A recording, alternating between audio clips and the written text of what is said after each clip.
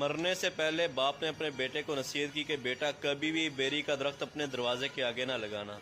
کبھی بھی عورت کو راز نہ بتانا، اور کبھی بھی کسی پولیس والے سے یاری نہ لگانا۔ وہ فوت ہو گیا تو اس کے بیٹے کو تجسس ہوا کہ ان باتوں کے پیچھے راز کیا ہے، میں ضرور معلوم کروں گا۔ اس نے دروازے کے آگے ایک بیری کا پودا لگا لیا اور ایک پولیس والے سے یاری لگا لی۔ وقت گزرتا رہا، وہ پودا درخت میں تبدیل ہو گیا اور پولیس والے سے یاری بھی اس کی گہری ہو گئی۔ ایک دن وہ ڈیرے پہ گیا، اس نے وہاں بکرا ذبح کیا اور اس کا سر کاٹ کر ایک کپڑے میں لپیٹا جس پہ ہلکا پھلکا خون بھی لگا ہوا تھا۔ وہ لایا اور اس نے اپنی عورت کو دیا اور اس سے کہا کہ دیکھو میں نے غصے میں آ کے ایک آدمی کو قتل کر دیا، یہ اس کا سر ہے، اس کو تم پیٹی میں چھپا دو اور یاد رہے کسی کو بتانا نہیں، ایسا نہ ہو کہ میں پھنس جاؤں۔ عورت نے کہا لائیے دیجئے، میں کسی کو نہیں بتاؤں گی۔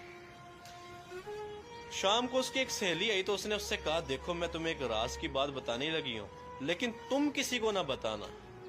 کیونکہ تم میری اچھی دوست ہو، میں تمہیں بتا رہی ہوں، تم کسی اور کو نہ بتانا کہ میرے بندے نے قتل کر دیا، سر کاٹ کے لایا، وہ میں نے پیٹی میں رکھ دیا ہے، دیکھو میں نے تمہیں اپنا راز دیا، تم کسی اور کو نہ بتانا۔ عورت کہتی ہے کہ میں کسی کو بتاؤں گی، بھلا تم تو میری بڑی اچھی دوست ہو۔ وہ نکلی، دوسرے گھر میں گئی تو اسی طرح اپنے خاص دوست کو جا کے اس نے بھی یہ بات بتا دی، تمہیں بتانے لگی ہوں، تم کسی اور کو نہ بتانا، کیونکہ وہ بھی میری بہت اچھی دوست ہے، تم بھی میری بہت اچھی دوست ہو، صرف تمہیں بتا رہا ہوں۔ اسی طرح ایک ایک کرتے کرتے شام تک پورے گاؤں میں بات پھیل گئی کہ فلانے شخص نے قتل کیا اور اس کا سر پیٹی کے اندر پڑا ہے۔ شام ابھی رات ہوئی نہیں تھی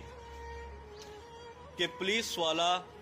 گاڑی لے کے اس کے دروازے پہ پہنچ گیا، اور دروازے پہ جیسی پہنچا اور باہر سے دروازہ کھڑکایا، فلانے باہر نکل، ہمیں پتہ چلا کہ تو نے قتل کیا ہے۔ جیسی وہ بندہ گھر سے باہر نکلا تو گھر کے آگے بیری کا